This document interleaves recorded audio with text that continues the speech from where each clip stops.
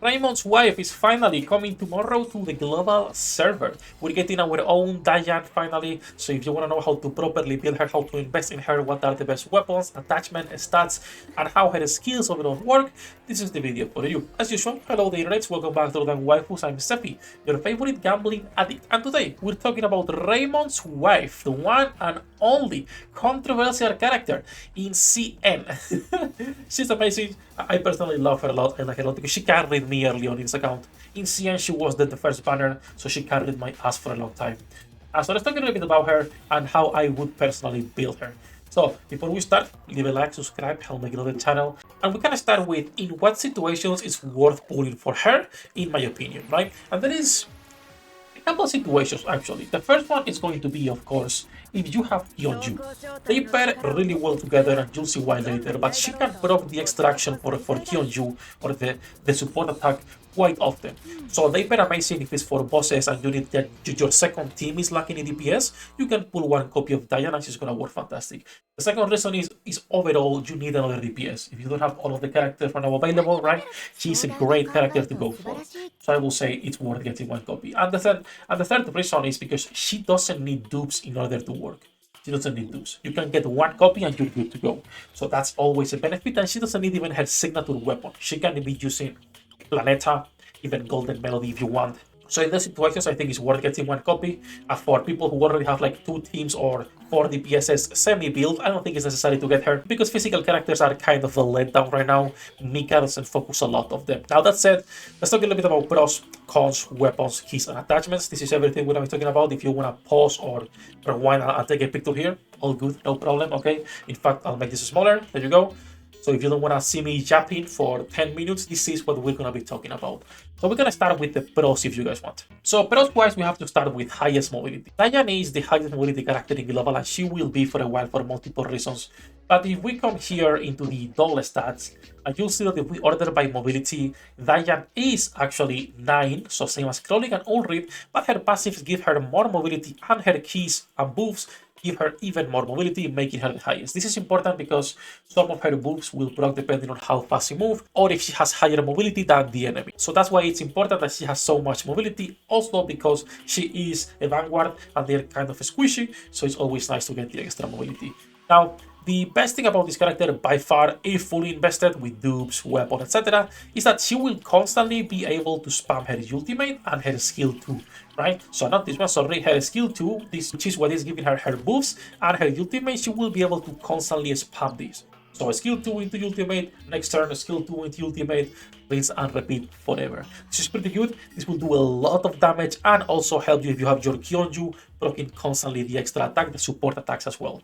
That's why they pair so well together, because if she's properly invested, she can proc this basically constantly. If your Daiyan is not fully invested without dupes and whatnot, she can also spam it, but it will take longer. So you need to get more stacks. So for short fights, B0 Daiyan is not as good as a properly invested Daiyan.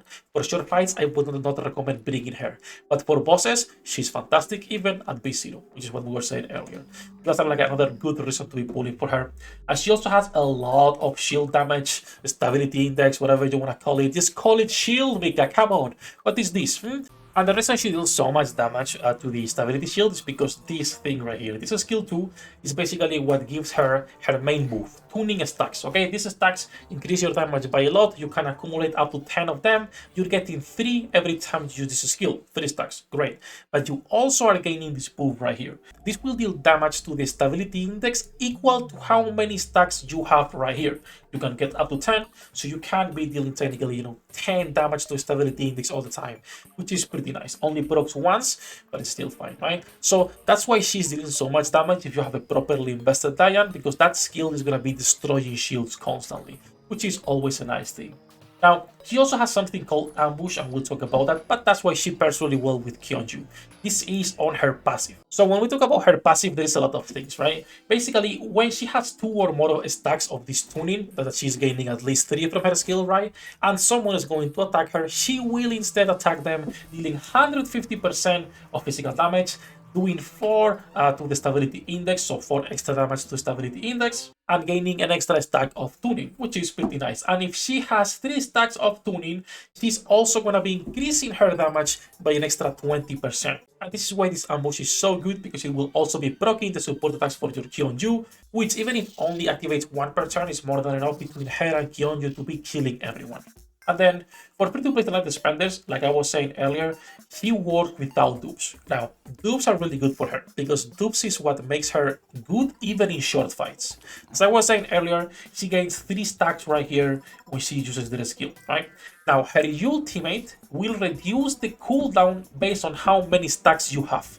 And it's a cooldown of 6. So you can do it normally, unless you are using this skill multiple times, right? So what you can do is use her dupes, because the second and third will increase how many stacks she gets. The second dupe will give you an extra 3, meaning you will be able already to constantly abuse this skill 2 into ultimate. But the third one is also giving you these permanent stacks that cannot even be dispelled.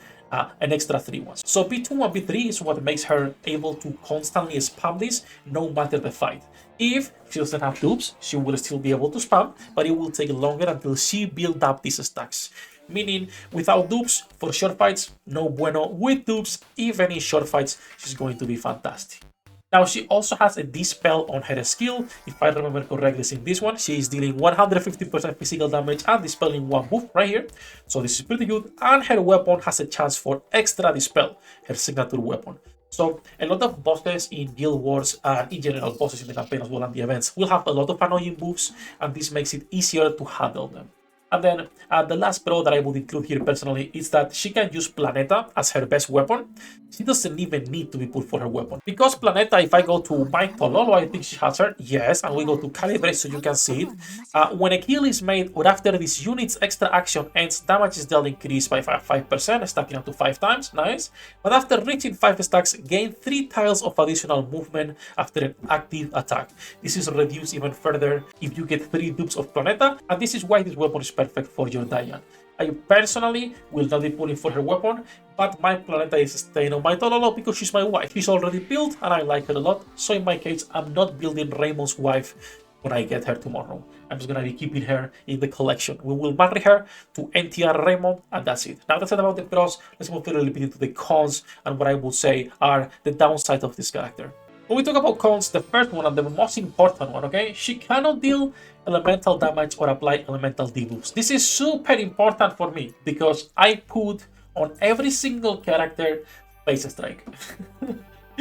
Personally, okay? I like Phase Strike. Even my Swami, it's a DPS Swami with Phase Strike, alright? So that's a con in my book because I cannot put the best set ever, the lazy set. I'm a lazy guy. I build all my characters the same. What can I say, right? So you want to go with like a physical damage set instead. Now, physical right now are kind of neglected. Even in CN, it's probably the least used team. And in general, the characters, like, it's neglected completely. But it is what it is.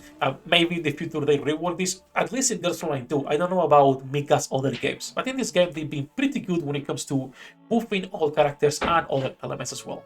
So right now it's a pro. Maybe in the future it becomes like an actual pro, depending on what characters we get. Now, like I was saying earlier, she dies easily. She's quite a squishy character, but she gets 6 extra tiles of movement after attacking. Meaning you can keep her alive with this extra movement, helps a lot to like actually stay alive in the fights, in bosses, in the events, depending on what you're doing, right? If you care about dupes, she's gonna be expensive. Like I was saying earlier, you either go B2, B3 for easier stacks for constantly spamming your ultimate, but people recommend going B4 because this will increase her passive. If you guys remember her passive, it was doing like what, 40%, like 20% damage here, 150% damage on the ambush, and 4 to the stability index. Because this changes to 6 stability index, I believe, 180% of damage. She also increases damage by 40% if you have at least 5 stacks instead of 3 and 20%. So this increases her damage a lot every single turn. And that's why people recommend going for B4. I personally think it's a waste of Daiyan unless she is your wife. Once again, up to you. And then last thing, something we've mentioned already, is that without dupes, she's bad for short fights, since she cannot stack fast enough. Her tuning, which is this move right here, it's called tuning. I'm not sure if that's going to be the proper translation or not, but that's the name right now. Okay, so those are the pros and the cons. Let's talk a little bit about the weapons and why Planeta and Heavy Strings are the best options for you right now. Like we were saying earlier, Planeta is going to be probably the best weapon you can equip on her for the extra movement speed, because additional movement means she's dealing more damage as well, and we'll see why in a second on her keys. So this is the best weapon for her, even above her own. Now her own weapon is not bad, okay? Her own weapon increases damage based on movement, how much you've moved, and you also get chance for an extra dispel. So you could be able to get 2 dispels using this instead of 1, right? 1 is guaranteed, with the weapon is a percentage, it's not guaranteed, but still is pretty nice, which for bosses is really good. So it's up to you if you want to pull for her signature weapon or not. I don't think it's worth it personally. That's about the weapons. Let's talk a little bit about the keys and why I recommended these ones. So when it comes to keys, she's quite cheap to build because you can just get the first key, the second key, and the fourth key. Let's talk about these keys. As you can see right here, okay, the first key increases movement if she has these tuning stacks, okay? If she has tuning, she will increase movement by 1. Great, she can move more. The second key will increase your skill points by 3 at the beginning of the battle. Always great, always something good. You could be switching this key out depending on your team composition.